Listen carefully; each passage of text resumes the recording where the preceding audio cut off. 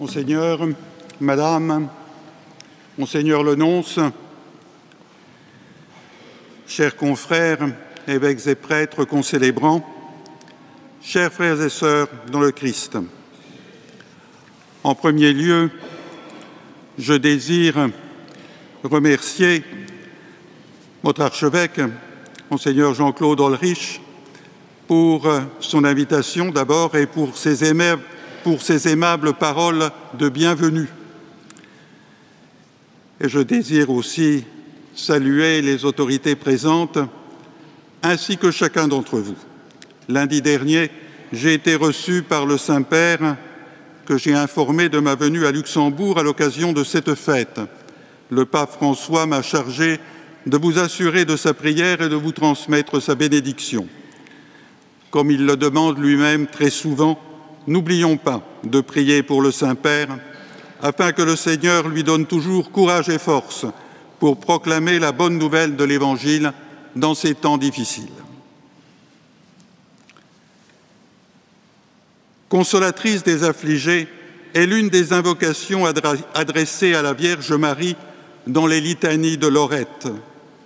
Marie est fêtée sous ce titre partout dans le monde, entre autres par les communautés de l'ordre de Saint-Augustin en souvenir des larmes de Sainte Monique, ainsi que par le diocèse de Turin et l'Institut missionnaire de la Consolate, fondé dans cette même ville sous la protection de la Vierge consolatrice, et dans tant d'autres pays. Au Grand-Duché, cette fête est liée à la dévotion introduite par les jésuites et qui, depuis 3 siècles et demi désormais, accompagne la vie des fidèles. Des siècles de prières, d'intentions déposées aux pieds de la Mère du Seigneur, dans toutes les circonstances publiques ou privées, solennelles ou cachées, qu'il s'agisse des nécessités des familles ou de la collectivité tout entière. Quoi de plus naturel que de se tourner vers notre Mère du ciel lorsque nous sommes dans la tristesse ou l'angoisse. La dévotion à la Vierge Marie est simple et confiante, mais elle n'en est pas moins profonde et enracinée dans la Bible et dans la théologie. Afin de la pratiquer authentiquement, il faut qu'elle soit nourrie de la foi dans le Seigneur, Père des miséricordes et Dieu de toute consolation, pour reprendre l'expression de saint Paul que nous avons entendue dans la deuxième lecture de cette messe. Qu'est-ce que consoler? La première lecture que nous venons d'entendre nous donne le sens de la consolation dans la Bible. La consolation, c'est Dieu qui se penche avec miséricorde sur la misère de son peuple qui souffre l'oppression ou l'exil. Le livre de Jérémie, le livre d'Isaïe comportent des parties appelées livres des consolations. Mais c'est aussi l'assistance et la tendresse que Dieu montre à ses amis dans les différentes circonstances de la vie, comme souvent le livre des psaumes en fait écho. On peut dire plus généralement qu'il s'agit du dessein de Dieu pour l'humanité, dessein qui est de lui offrir le bonheur éternel en sa présence. Et la consolation définitive que donne le Seigneur à son peuple, c'est bien évidemment le Christ, qui est salué lors de la présentation au Temple par le vieillard Siméon qui attendait la consolation d'Israël, comme dit saint Luc, et qui reconnaît ce nouveau-né comme le salut de Dieu. Jésus se présente lui-même comme l'incarnation de cette consolation de Dieu et il la proclame comme désormais accomplie. Reprenons les versets du prophète Isaïe. « L'Esprit du Seigneur est sur moi parce qu'il m'a consacré par l'onction pour porter la bonne nouvelle aux pauvres. Il m'a envoyé annoncer aux captifs la délivrance et aux aveugles le retour à la vue, renvoyer en liberté les opprimés, proclamer une année de grâce du Seigneur. » Tous dans la synagogue avaient les yeux fixés pour lui, nous dit l'évangéliste saint Luc. Alors il se mit à leur dire « Aujourd'hui s'accomplit ce passage de l'Écriture que vous venez d'entendre. » Et Jésus proclame aussi Heureux ceux qui pleurent, car ils seront consolés. Venez à moi, vous tous ceux qui peinez sous le poids du fardeau, et moi je vous procurerai le repos. Toute sa vie, ses miracles, son enseignement manifestent cette consolation. Et à ses disciples, il annonce qu'après son départ, il enverra un autre consolateur, c'est-à-dire l'Esprit Saint. Il sait en effet que ses disciples continueront à souffrir jusqu'à la fin des siècles et auront besoin de sa présence pour ne pas tomber dans le désespoir et les pièges du démon. Le Saint-Esprit nous comble de ses dons. L'homme, cependant, n'a pas seulement besoin de sagesse, de connaissance, de discernement et des autres dons du Saint-Esprit. Il a besoin aussi de consolation pour vivre. Son cœur est inquiet, comme dit saint Augustin, il ne trouve son repos que lorsqu'il se repose dans son Seigneur, qui seul peut lui donner courage et soulagement, force dans la fatigue, espérance quand l'avenir semble sombre. Nous avons besoin de miséricorde, de la consolation qui vient du Seigneur. Nous en avons tous besoin. C'est notre pauvreté, mais aussi notre grandeur. Invoquer la consolation de Dieu qui, avec sa tendresse, vient essuyer les larmes sur notre visage.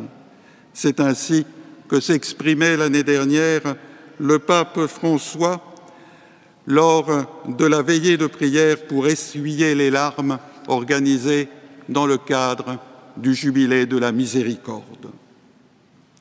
Oui, c'est avant tout du Seigneur que nous devons attendre notre consolation.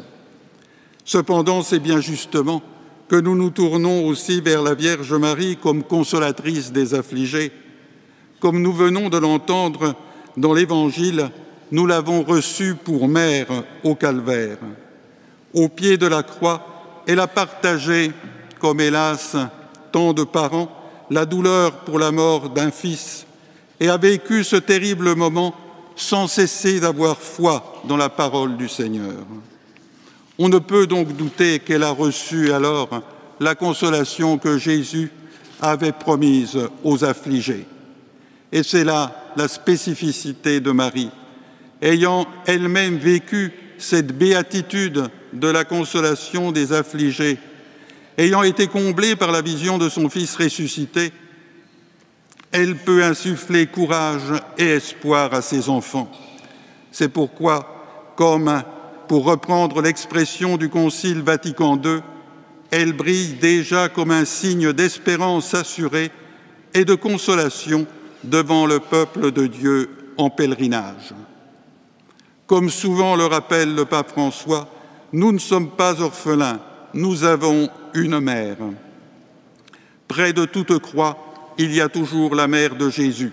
De son manteau, elle essuie nos larmes. De sa main, elle nous fait relever et nous accompagne sur le chemin de l'espérance. Ce sont aussi les paroles du pape François dans cette même veillée de prière pour essuyer les larmes. Cette mission, la Vierge Marie l'a reçue pour toujours et elle l'a remplie, animée par un amour sans limite pour nous. Saint Louis-Marie de Grignon de Montfort écrit « Mettez, si vous pouvez, tout l'amour naturel que les mères de tout le monde ont pour leurs enfants, dans un même cœur d'une mère pour un enfant unique. Certainement, cette mère aimera beaucoup cet enfant. Cependant, il est vrai que Marie aime encore plus tendrement ses enfants que cette mère n'aimerait le sien. » Parce que, justement, elle l'a reçu comme mission de Jésus au calvaire. Nous savons donc que nous pouvons toujours compter sur l'aide et l'amour du Seigneur et de la Vierge Marie. Et c'est avec pleine confiance que nous nous adressons à eux.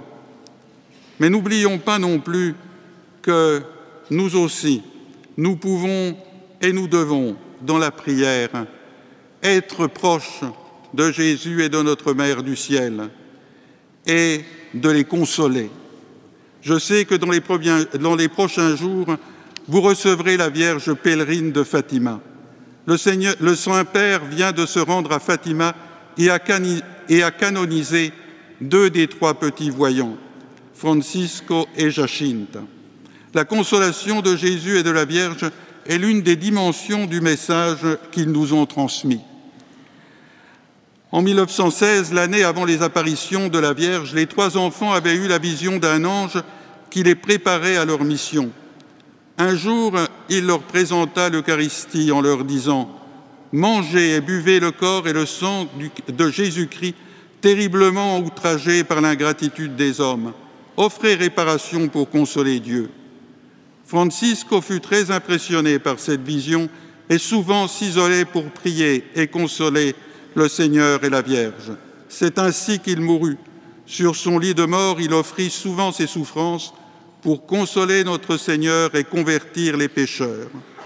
On retrouve la même aspiration, le même désir chez sainte Faustine Kowalska, la propagatrice de la divine miséricorde, qui écrit dans son journal « Pendant l'adoration, Jésus me dit « Sache, ma fille, que ton amour ardent et ta compassion furent une consolation pour moi au jardin des Oliviers. »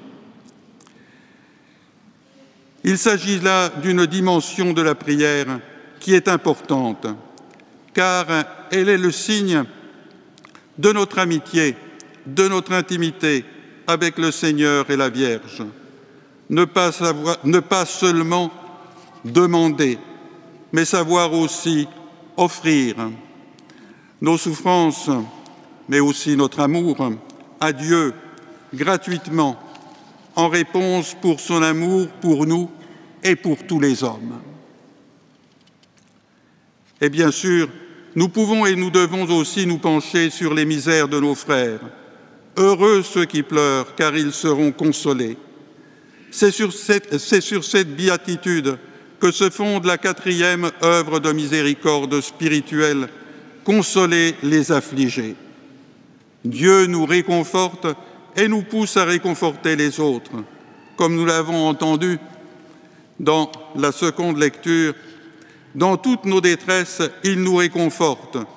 Ainsi, nous pouvons réconforter ceux qui sont dans la détresse grâce au réconfort que nous recevons nous-mêmes de Dieu. De fait, le Père est l'unique source de la consolation par le moyen du Christ et de son Esprit.